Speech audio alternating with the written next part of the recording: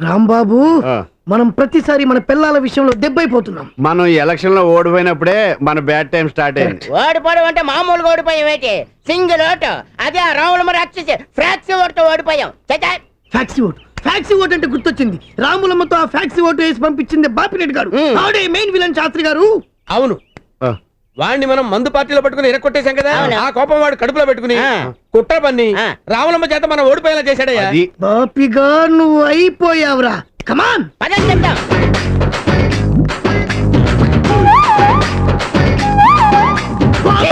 తలుపు రండి. ఏమైందిరా? ఎవరిని కట్టేశారు? అదిగో పేపర్ కటింగ్ చూడండి, మీకే అర్థం అవుద్ది.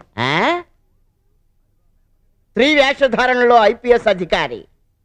నేను శ్రీకృష్ణుడి ధర్మపత్నిని. నేనే రాధనోయి. ఐపీఎస్ పోస్ట్ కి రాజీనామా. అవునవును, కల్లో కృష్ణుడు కనిపించి నువ్వే నా రాదు అన్నట. అప్పటి నుంచి ఆడదానిగా మారిపోయి డాన్స్ కూడా మొదలెట్టాడు. అది సరే, ఆయనకు ఈ బాపినీడి గారికి లింక్ ఈ మధ్య మన బాపినీడి గారు తెలుగు మహాసభలకు యూపీ వెళ్ళాడు. అక్కడ పాండా గారితో పరిచయం ఏర్పడిందంట. దాంతో రాధా బాపనమ్మగా మారిపోయి డాన్సులు చేస్తున్నాడు. నన్ను కృష్ణుడిగా ఫీల్ అయ్యి పాటలు పాడమని కట్టేసి చంపుతున్నాడు. నీ కృష్ణుడు అదిగో వస్తానండి. వస్తున్నాడు కాదు, వస్తుంది.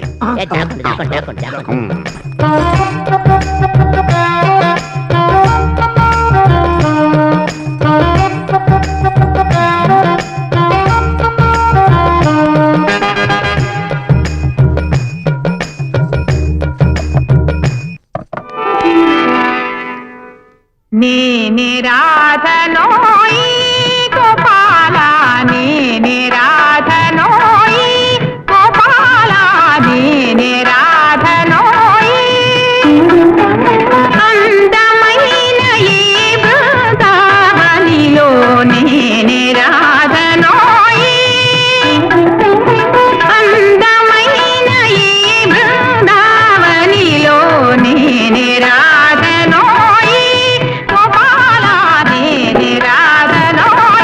నేనే రాధనోయి, నేనే రాధనోయి.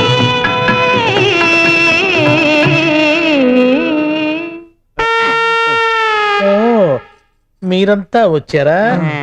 ఎందరో కృష్ణులు, అందరికీ వందనాలు. ఎలా ఉంది నా నాట్యం? సూపర్.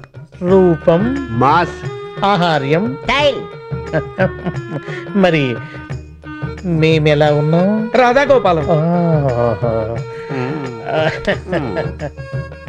మిమ్మల్ని అందరినీ చూస్తుంటే నాకు సమస్య తీరిపోయింది. ఏమిటి ఏమిటది? రేపు గోకులాష్టమి కదా. మరి నాతో పాటు ఆడి పాడేందుకు నా నాథుడు కృష్ణుడు లేడే అనుకున్నాను. ఒకరికి 4 కృష్ణులు దొరికారు. మేం కృష్ణుడు ఏంటి? మేము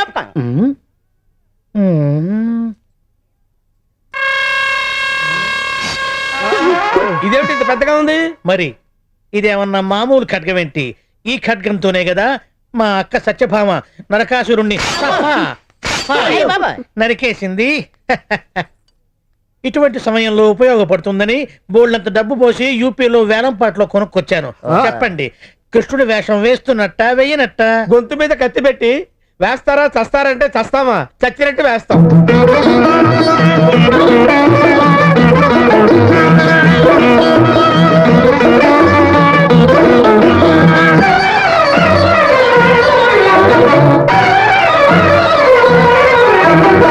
రావే రాధా రాణి రావే రాధనీవే కృష్ణుడు నేనే రమ్యమైన శారద రాత్రి రాసలీల వేళయిదే రాసలీల వేళయిదే.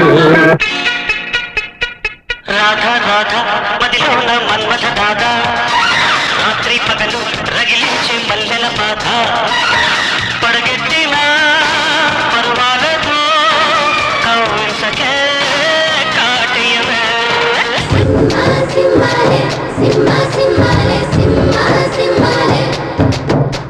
కృష్ణ ముకుంద కన్నే కిష్కింద జడతో నా మనసు లాగేసిందా.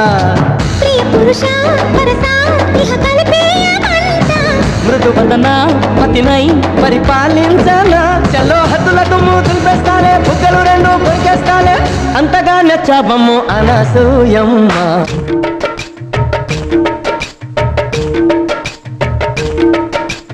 గోకుల కృష్ణ గోపాల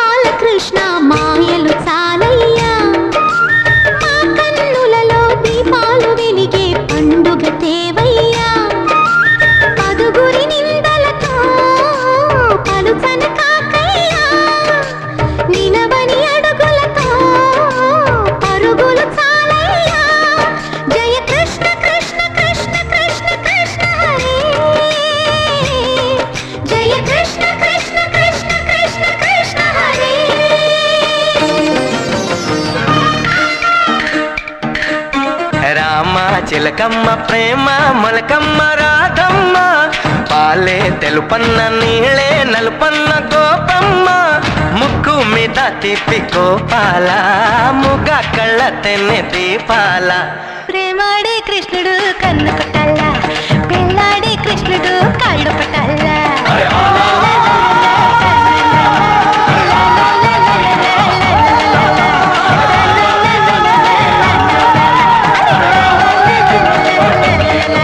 ఇదిగమ్మా. ఆనందరావు గారు బిడ్లా ఉందే. అవునే ఎక్కడుందేమిటి అమ్మాయి? పదండి చూద్దాం. బాబు, ఆనందరావు గారు ఏ ఫ్లాట్ లో ఉంటున్నారు? పెంట్ హౌస్ లో ఉంటున్నారమ్మా. అన్ని రోజులు మన అపార్ట్మెంట్ లోనే ఉన్నాడు, కానీ అతని భార్య ఎలా ఉంటుందో మనకి ఎప్పుడూ చూపించలేదు. ఇప్పుడైనా చూసేద్దాం ఎలా ఉంటుందో. పదండి. అవునండి, రండి. భైరవి, ఒక గ్లాస్ మంచినీళ్ళు ఎందుకో. శారదా, ఏంటి పిన్ని? మీ నాన్నగారికి మంచినీళ్ళు తీసుకెళ్ళి ఇవ్వు. అలాగే పిన్ని.